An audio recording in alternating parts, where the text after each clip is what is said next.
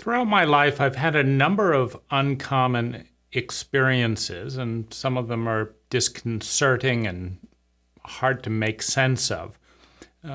One of the things that I've found disconcerting is the phenomena of a small group of highly intelligent, often fairly mature and successful people paying me very high compliments, and a great number of other people not knowing what to do with me or feeling uncomfortable or avoiding me in some way.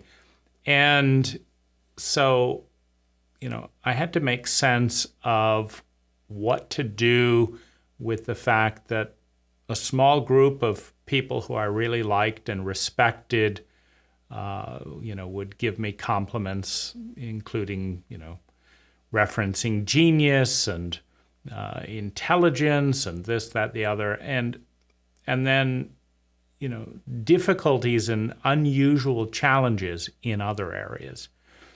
And, the purpose of this video is to bring insight and nuance into the phenomena of putting people up on pedestals and then knocking them down again. And in many cases, not seeing the human being in either extreme. And I remember a conversation with one of my lovers just before we broke up. And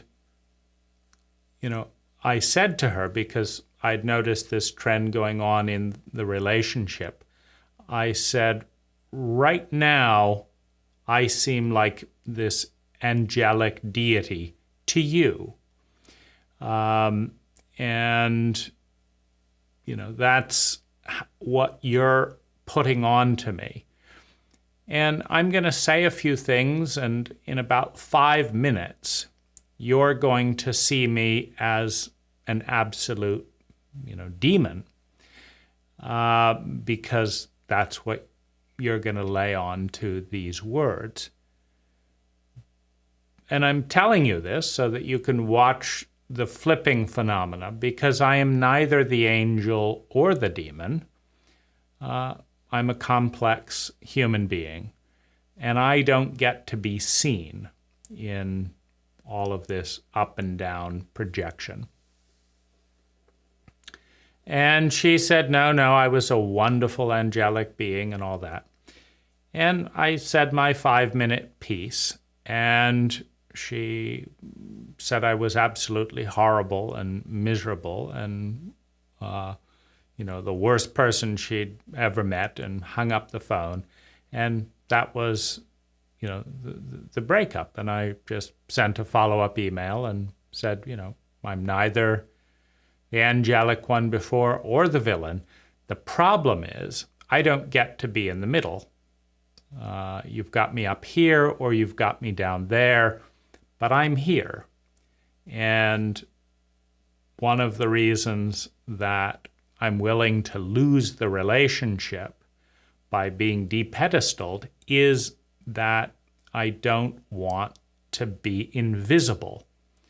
Because when you put someone up on a pedestal, they're invisible. And when you dishonor them in some way and crush them into being subhuman, they're equally invisible. And intimacy and relationship can only happen in this middle ground. And so in this video, I want to look at some of the complexities and, most importantly, the relationship between the ecology and the parts of the ecology. Because while it's popular to think in the Western culture that we are individuals, the idea that any person is somehow, disconnected from the family lineage that gave birth to them, between the trees that provide them oxygen in every moment, the sun that provides the warmth, capable of sustaining life, the tremendous abundance of food and energy provided by the ecology. The reality is we are deeply interconnected with everything around us, and that the part is shaped by and in relationship with the whole, and the whole is shaped by and in relationship with its parts. We are a part of our ecology, our mental ecology, our emotional ecology, our financial ecology, our cultural ecology, our oxygen ecology, our energy ecology. We are a part of it all. And the truth is that I've had some unusual experiences growing up, which have led to the need and the natural production of some unusual identities to survive and grow in those unique environments. So an identity is simply something that I identify with. And it takes place mentally with thoughts, a pattern of thoughts, a pattern of beliefs. It takes place emotionally with a pattern of feelings and emotions produced by the sensations of those thoughts and the sensations of the body. Patterns of sensation that have everything to do with what's going on in the ecology around us. Patterns of behavior and interaction with the ecology, and patterns of being. And the patterns of being, you have the space in between, but you also have, just the physical body, the gift of the family lineage of two parents. And so, if you're thrown flames every day and you get burned, you're going to develop an identity to manage that pain, avoid the pain, become good at avoiding flames. If you're given opportunities to meet your human needs by speaking a certain way, you'll gradually learn to speak that way. And so the identity of an individual is intimately and inextricably connected to the identity of the cult around that individual and its patterns of thinking, feeling, speaking, doing, and being, because we all need to meet our needs for survival, security, love, and belonging, the first three in the hierarchy of human needs. And in order to do that, we need the cooperation of the pack, of the mammalian pack that we are a part of. We are social mammalian creatures, and so we secure survival, security, and to whatever extent of love and belonging by learning to attune to the people around us. So, uncommon experiences throughout my life have led to uncommon identities, uncommon patterns of response. Now, there's a variety of different ways to respond to a crisis, to an opportunity. And in family system theory, you look at the different crises and opportunities in the family system passed down intergenerationally. And each child has to figure out how to meet their human needs within that particular family system. And when there's high degree of trauma, as there was in mine and many other families in our culture, the individuals in a trauma-illiterate culture have to figure out how to manage the trauma. Because trauma, at its most fundamental level, is a big pattern of energy that threatens, due to its size and intensity, that threatens the identity of the people who experience it. So, if a pinball is rolling along this way, and a bowling ball is rolling this way, and they collide, if there is a conscious identity on the part of the pinball, as the pinball's trajectory is lost and goes flying, and the bowling ball continues in its original direction, it is a traumatic event. It is a shattering event, because the identity, the pattern of movement of the pinball was going this way until it collided with a force bigger than itself that threatens its identity. And that occurs even more violently when you have something like a bullet or a baseball bat or something shattering the physical structure of the identity, the observing and measuring devices in the body that help us create reality. Now, in the psychological scarcity dynamic and trauma of my family, I survived the trauma through analysis and design. So that's a survival coping strategy in a traumatic environment. Analysis and design. My sister survived it through competition and I would say competition to be liked through high performance, and so that's another, survival strategy. My next, younger sibling survived and coped with the trauma through hedonic addiction, seeking some form of thrill or sensual pleasure, etc., to cope with and distract from the pain. My next younger, the brother below that, coped and survived by shutting down emotionally and becoming a dispassionate observer of the situation. And my very youngest brother survived by being a pleasant pleaser who,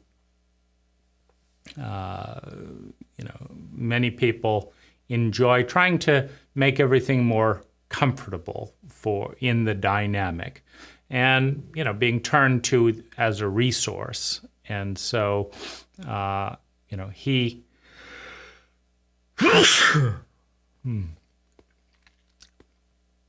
and I associate sneezing with grief. But, these are different survival strategies. And, consciously and unconsciously, they lead to strengths and weaknesses. They lead to individuality. And so I'm bringing, what do you call it? Do you call it a gift? Do you call it a curse? Do you call it an adaptive personality? Or do you call it an authentic power? These are all labels. The reality is that when you're met with intense traumatic pain, everyone will find a way, if they live, to modulate and manage that. And it will be shaped by the pain, punishment, and reward pattern in the family system, which in turn is shaped by the pain, punishment, reward pattern in the cultural system. Now, in any system, in any culture, there will be minorities that are treated particularly well within the cult framework. And there will be minorities that are treated particularly poorly within the cult framework. And this, not surprisingly, leads to a phenomena where those who are treated best by the cult system will tend to defend and protect and reinforce the cult that leads to their betterment. And those that are treated worst by the cult will have little incentive or interest or respect for maintaining the status quo that led to their poor treatment. And so when a majority or a potent minority of people who are treated poorly by the cult, there's a revolution. There is dramatic change because no one will invest in and protect and serve a system that leads to their suffering, to their diminishment. And so, ironically, if you look at it in evolutionary terms, the cults that survive and thrive continually get better so that they can compete in the cultural ecology for the right to be the predominant cult. For that right, they must grow and evolve. Without growing and evolution, they lose that particular right and fall into disorder. The pattern of the cult is broken because it does not serve the majority of its people. Now, all change begins with a minority, and intelligent change is the process of evolving, of iteration. As a general rule, you will find the change agents, constructive and destructive within a cult, will be the people that experience the most pain in the status quo. And so if a system of cult identity is causing an extraordinary amount of pain to an individual, they will do one of two things. They may attack themselves and commit suicide, and in the United States, more people commit suicide than die in car accidents, which is a staggering result and quite unusual amongst mammals. So when we understand that for every person that takes their own life in the United States, there are more than 100 people who are close to taking their own life. And there's more than 1,000 people who think about it at times. And it's an extraordinary amount of pain to take a mammalian individual with the core built instinct to survive, feel secure, seek love and belong, to grow, to realize that potential, to conclude that the best way to realize happiness is to die, is to cease to exist in this cult. It's a staggering result. It's just incredible.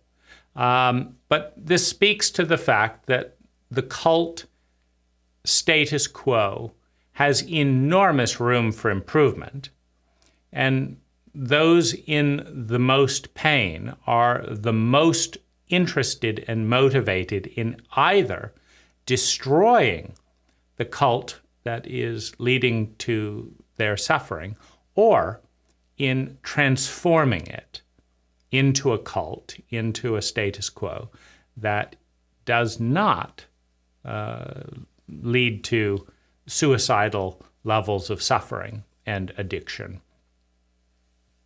to manage the pain. So, in a very real sense, I can say that for much of my life, I've been in more pain than well-being, number one. And number two, received little support for changing the variables that are creating that pain, and cultural resistance and adversity in the efforts to do so myself. So I'm not a fan of the American cult. Now, the fact that I've traveled around the world and analyzed my own state and the intelligence at different levels of different cults, also does not lend itself to cult conformity. Because when you've only been in one cult, then it's the way we do things because that's the way we do things and that's why we're going to keep doing them, makes a lot of sense. I mean, you've just never experienced another way. But if at an early age you experience millions of people all unconsciously doing it this way, and then you get in a plane and now millions of other people are all unconsciously doing it in this way, without any question, and then you get in a plane and millions of other people are doing it this other way, and without any question, you realize there may not be a right way of doing these things just because everyone's doing them. And that is an important realization that I had at an early age. And so once you realize that the majority is incorrect, that in the history of humanity, the majority has never been on the bleeding edge of innovation, of healing, of intelligence, that this is exclusively the domain of a distinct minority, then the real question becomes, as you scan the majority and the many minorities, is, do you want to be part of a mediocre majority or a highly intelligent minority?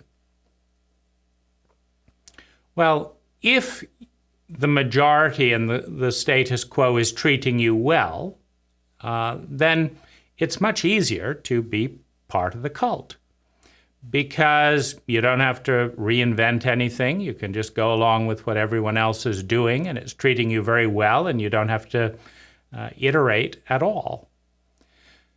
If, however, the majority is unsatisfying, painful in some way, then the question becomes which minority to be a part of, because within the domain of the minority, you have the extreme laggards, people who still think women having the right to vote is unnecessary. But you also have the extreme peak of new technology and innovation. So within the minorities, on either end of the bell curve, you have the bleeding edge that are the most intelligent and the most advanced. And you also have the bleeding edge of stupidity. They're on both sides of the bell curve. And the question is, can you tell the difference, and which group do you want to connect with or create? And obviously, you want to be a part of the birth of something better, of a bleeding edge. Because otherwise, one moves towards mindless self-destruction or terrorism of the majority system that isn't working. And that's also how evolution works, because the challenge to an unconscious status quo are the dissidents. And the majority, the unconscious mediocre majority, has to appease the aspirations of the dissidents. If not, they lose cohesion, and dissent grows. And so this is, the process of evolution: sympathy, antipathy, and then synthesis coming together. So, if I look at my own life in a couple of different domains, I think it, makes a little bit more sense seen from, these paradoxes, because it's a little bit of a paradox how a small group of, highly intelligent, successful, free-thinking people are highly complementary of certain things, and other people are highly critical of some things, and I'm the same person.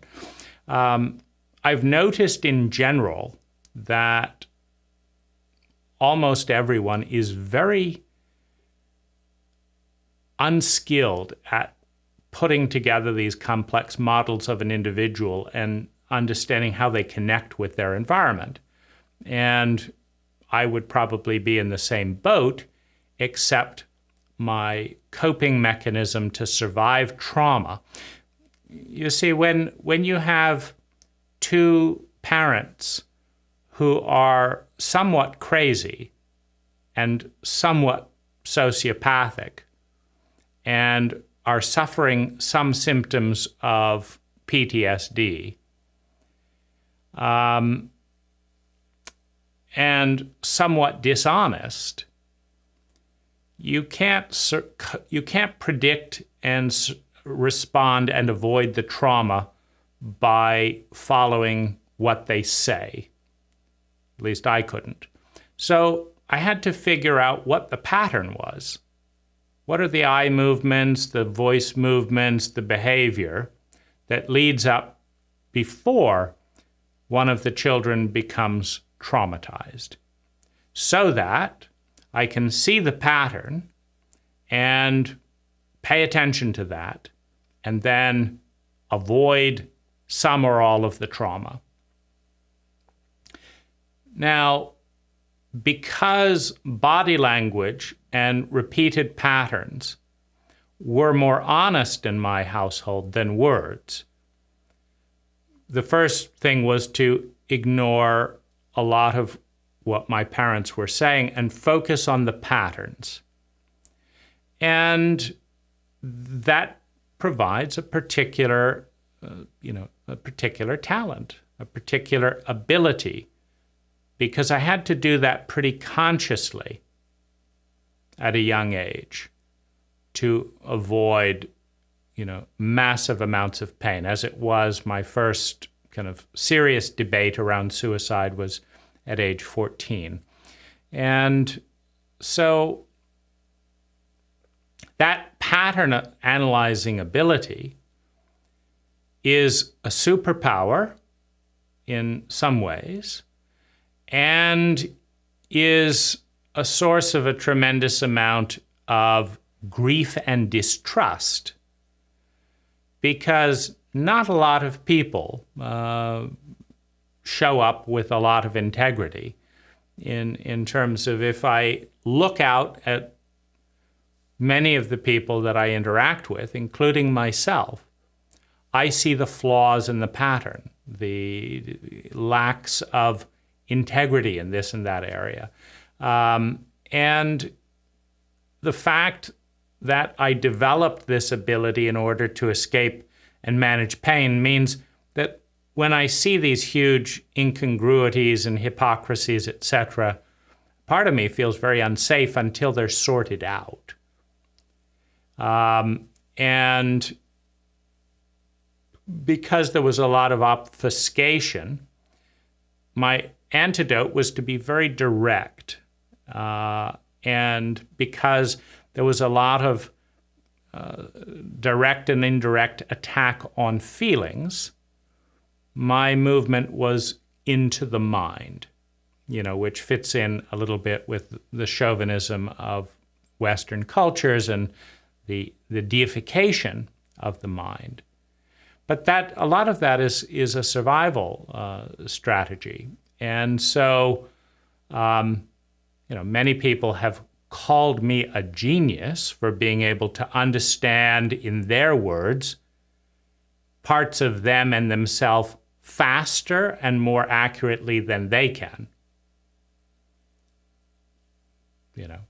And I would agree with that at times, that I may see what's going on with a person days before they do, or in areas that some people are just never going to notice, but I notice it. Is that a blessing or is it a curse? It partly depends on whether you enjoy growing and being seen. Because if you enjoy growing and being seen, having someone see you, in some people's words, more than anyone else has ever seen me before in a shorter amount of time, this is a great excitement. It's a great opportunity. If your relationship with the world is one of fear, then being seen is a threat, and someone seeing you is threatening. So now there's a source of anxiety. So are you in flight mode, in the fight, flight, freeze triad? Well, if you're fleeing by hiding and someone finds where you're hiding, now you've got to go find another spot because you're afraid of people in the world, and your antidote is to hide and pretend to be here but be over here. So every time someone sees you, you've got to go find a new hiding place or avoid them. So there's a lot of that goes on. Is that a strength? Is that a weakness? It's a natural evolutionary process. If you take 10 children and put them in a room with a couple of certain types of personality types, they'll all cope with it in different ways. And it's not a conscious choice initially to deal with it as an analyzer, but there are benefits to being an analyzer rather than an addict. But there are also benefits to being an addict rather than an analyzer. Your pain can be lower, at least in the short term, as an addict than as an analyzer. It takes a lot of work to look at the subcode of social interactions, something that became instinctive, at a young age. So, life and reality has a way of balancing things out. So certain things were very hard that led to analyzing talent, and analyzing talent makes certain things for me very easy. So if you're intelligent, meaning you are efficiently utilizing time, money, and the natural resources around you, including other people, to generate high levels of sustainable well-being, if you are efficient, then you open up to and assess the talents, the abilities of the people around you, including me.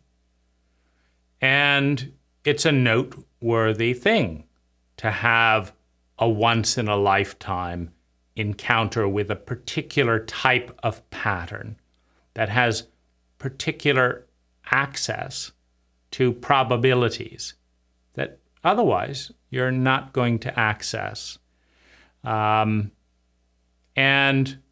after enough 50 and 60-year-old people told me in one way or another that they had never had an encounter, a relationship, a conversation of the nature they had with me, and that it was particularly valuable. Well, if someone with 60 years life experience says, this is the only time I've had this 4-hour experience, statistically speaking, they'll be dead before that happens again, statistically. And so if that is valuable, then and what do you do with it? How do you work with it? So, these are parts of a complex equation seen through the eyes of an analyzer. And I'm going to touch on a couple of, the complexities or paradoxes here. So let's take goals. I started working with goals when I was, 14, and developed an elaborate system of daily, weekly, monthly, quarterly, yearly, and 5-year goals, and reviewed them daily, weekly, monthly, quarterly, yearly, and 5 years. And experienced a 400% improvement in substantial well-being, or I should say a 400% improvement of accomplishment of anything on that list. I got so good at it that, I would finish my whole year's goals in 6 months and have to come up with another year's goals to do in the next 6 months. And so I've accomplished thousands of goals. And in the process, I got very good at accomplishing thousands of goals. But I also understood that some goals, the culture supported me in. If I want to buy something, not very hard. If I want to improve a business or make more money or something, not very hard. But if I want to see and be seen in a way that nobody is teaching people to see and be seen, then finding anyone in this cult that has the ability and the willingness and the humility to know that it's possible to see and be seen in that way is almost impossible. So then I traveled the planet and said, okay, is it possible here? Is it possible here? Is it possible here? And I learned that most cults follow their cults. And there's a very few distinct individuals that they may have the ability but have no interest in it, or they may have the interest but not the ability, or they may have the interest but be busy, right at that time. And there's all these different things, but it is a very difficult thing. I can set the goal. I can have 1,000 conversations, but seeing and being seen in this particular way is not something that I can control if I want it to be a mutual experience. I can teach people, but what I'm looking for is a mutual experience. And it's an interest, I'll be right back here. Because that brings me to, this book here. It's called Intimacy. Into Me You See, Co-Creating High-Value Relationships with Me. And,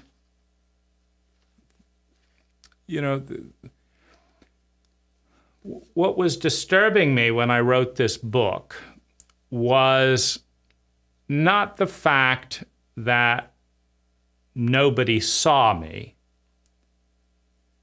It was the fact that nobody knew that they didn't see me. and presumed that they did. So it was an invisibility, an invisible invisibility, and then buried with a projection that was unconsciously glossed over constantly. And I found this combination of these four burials of truth and reality, I found it to be irritating and painful.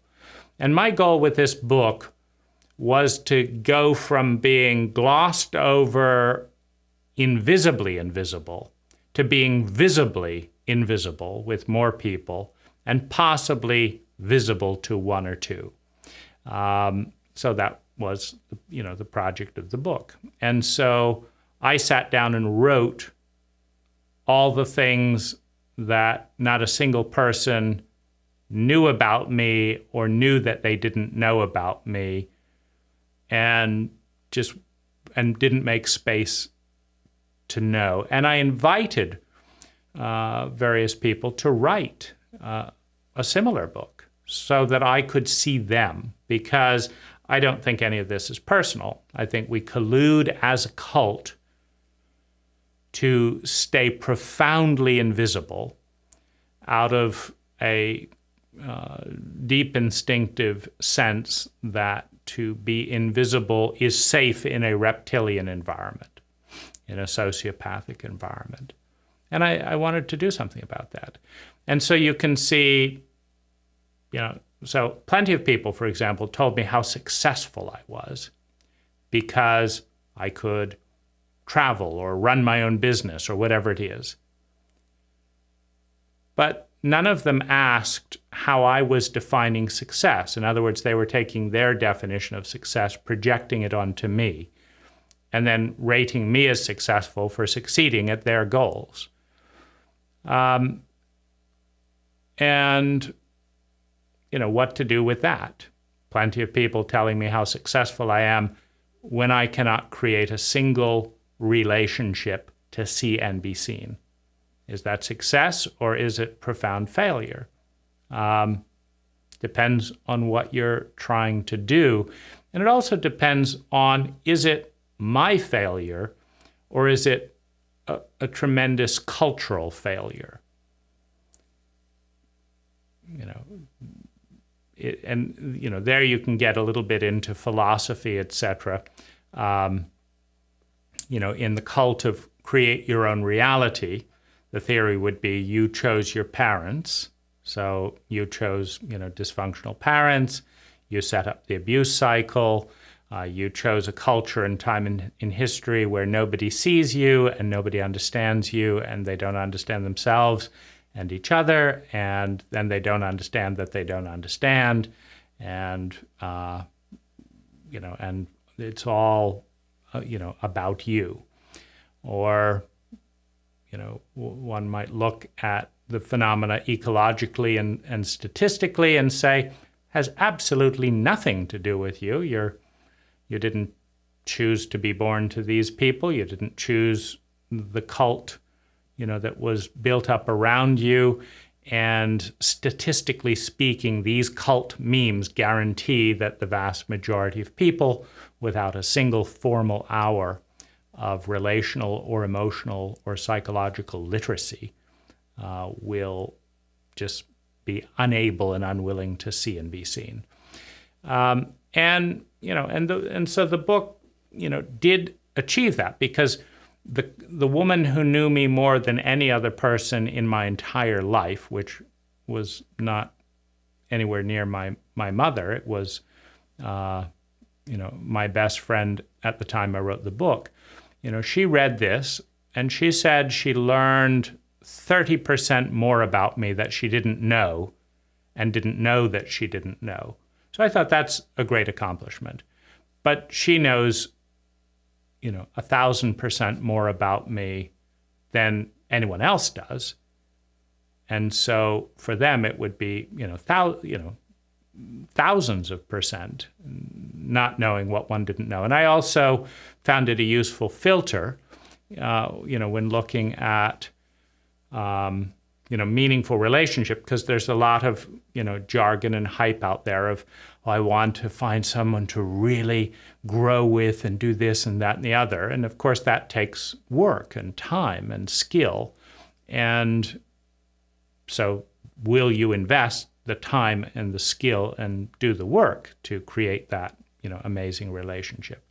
And it is astonishing, but humorous and depressing as well, that a great number of people who are desperately looking for, this great thing, absolutely were too busy to read someone laying it out. Here's how to connect and here's how not to connect. And who would take a typing course before they would take a course on how to connect with their partner. And it's, very comical and, absurd how many people will say, oh, if only I had known that, without taking the slightest responsibility to do the things and take the time and ask the questions it would take to know that. So things like that, just they drive me nuts, because there's a commitment to an addictive busyness that avoids looking at these obvious paradoxes and things, which are all around us. Now, whether you find this tremendously exciting and refreshing or, very uncomfortable depends on your relationship with transparency, work, language, your interest in honesty and integrity, and discipline, and all of that. And obviously a minority of people are interested in that, around personal growth and self-awareness. And as a result, I would say 99% of the people I meet who I ask really basic questions, like what would make you feel completely, totally, and utterly loved? What could your partner do? What could I do? Physically, emotionally, mentally, sexually, financially, what could I do that makes and would bring out that feeling for you to curate the experience of complete and total love? 99% of, in my case, being heterosexual women, say, I've never been asked that in my entire life, and I don't know. And you cannot think of a more basic question in the pursuit of happiness, understanding Sonia Lyubomirsky's work on relationship statistics. You cannot think of anything more basic than to actually know the recipe of one's own state of love, because no one else knows that recipe more than you do. And if you don't know it, the odds of you experiencing deep and total love are very low. A number of women have told me that they have had that experience with me. I have very rarely, if ever, had that experience with them. And the reason they had that experience with me is I took the time to ask the questions and follow the recipe that their body language, that their words gave me, because I cared enough to give them that experience. When I look at, let's just take education because it's another, paradox. I left school for good at age 14. I analyzed the pros and cons and chose not to get a GED, but to start my own landscape business at age 17. And I had numerous conversations with teachers, even a police woman that I recorded, discussing, this dynamic around, the college, the degree, the high school, and all of that. And I was clear that I would not work for an individual who was not intelligent enough to measure my results, number one, and number two, who didn't value my results in a working relationship more than they valued a piece of paper that said I had graduated this or that or the other. In other words, in my assessment, intelligence dictated that an employer value their employees based on the financial and other results generated by those employees. And that if an employer preferred miserable results with a great piece of paper to great results and no paper, they were too stupid to work for. And I wasn't going to work for them. And as it turned out, I've never worked for anyone a day in my life. I hired myself as my CEO and have grown myself from $7 an hour to $400 or $500 an hour, and have unusual talents in that arena that I got in an unusual way by hiring the best mentors in the field to be my personal trainers and paying them whatever they wanted so that I could fuse several hundred years of terrific practical knowledge and deliver that to my clients. So am I uneducated? This is the challenge. You go on a dating app or something, and they say, did you graduate from high school? No. Do you have any college? No. I'm just more educated than many of the people who did finish high school and have multiple degrees. And people defer to my intelligence and expertise constantly who have many more, who have, multiple degrees. And that, so what do you do with that? Am I highly educated or illiterate? There's so many things around this. And, what I would say is that the benefit of not fitting the boxes in the way, because if I say I didn't finish high school, someone's going to tend to put me in a box. That is the exact opposite.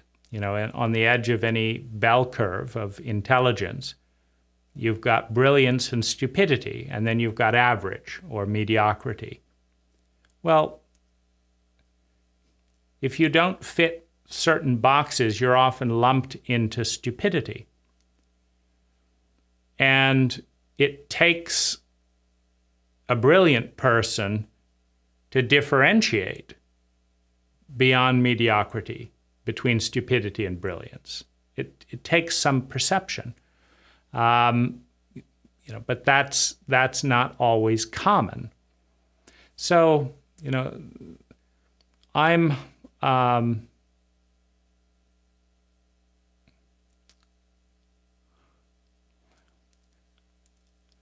constantly kind of given these puzzles, little boxes and things that are not good fits, and then have to decide, how to untangle them, often in a short amount of time, because the society is not built up around the assumption that it's wrong, around the assumption that it's ignorant.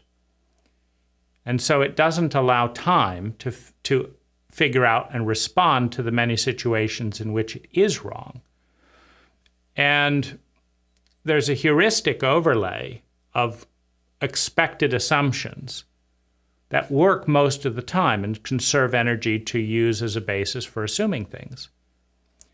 But I'm very aware of just how thick that net of default mode assumptions is and how blind it is, because most of the time I don't fit the boxes And most of the time, the suppositions and projections that people direct at me in lieu of actual data are 180 degrees from the truth, and which gives me a bird's eye view of just how thick the sleepy projections are all around us, and the fact that there isn't a safety mechanism to detect when they're way off, and that this makes people uncomfortable, which usually means they back away and avoid realizing just how blurry the mapping of reality is in that domain.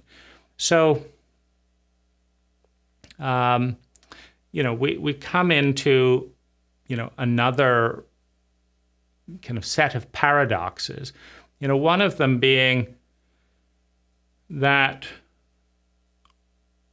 although one could say that I'm highly successful in business or whatever, the goal accomplishment, time management, whatever, I value those much lower than many people, precisely because I am good at them and they do not heal trauma.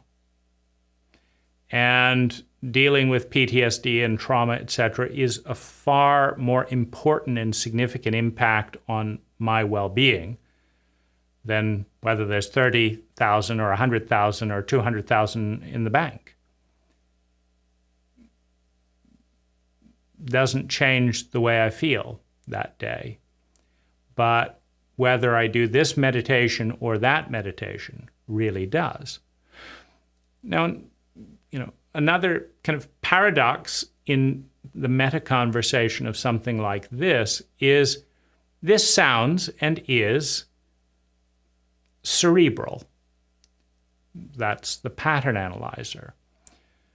But this does not provide a glimpse into the counterpart, which is a 5-year-old boy who's silly and playful, or an 8-year-old boy who's stubborn and rebellious, that engages in many of my relationships.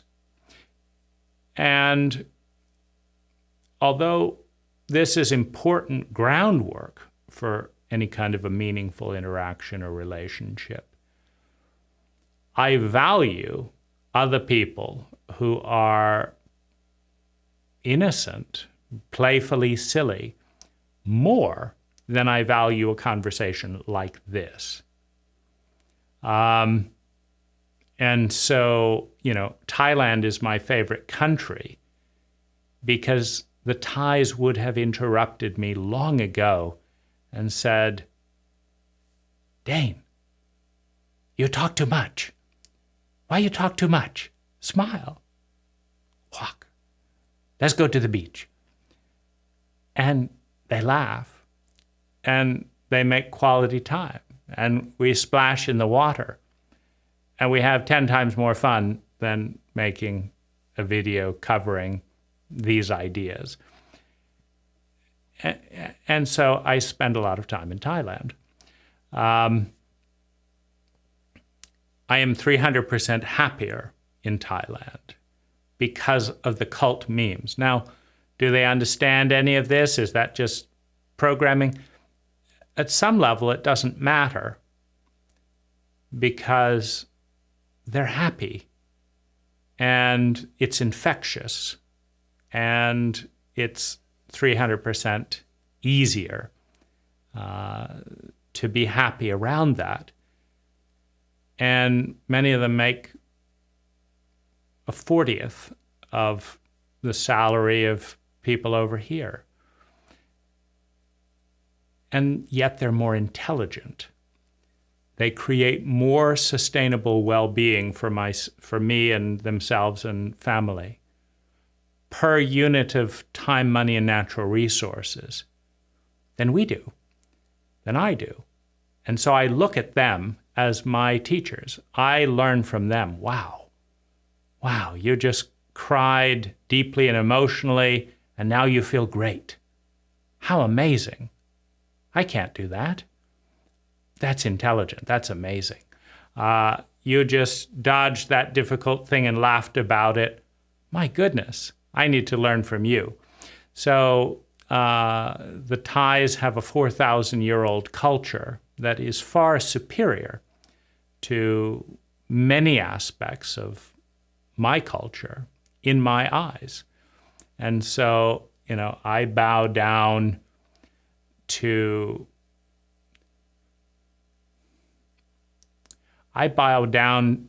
in gratitude that their culture has taken them in the direction that it has, and that it's so much easier to experience well-being in their presence.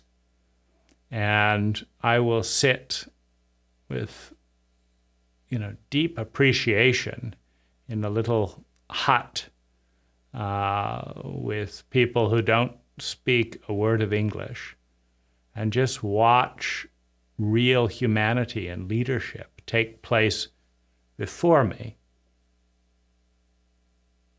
and marvel. And so what I'm most grateful for in my own intelligence is the fact that I know that I'm not very intelligent, that there are people all around the world who couldn't say or respond to anything that I've said here, but who bring a presence and a well-being into the world that doesn't need a day in school, but is a gift in the culture and family lineage that they abundantly carry, and that I'm just learning a little bit about.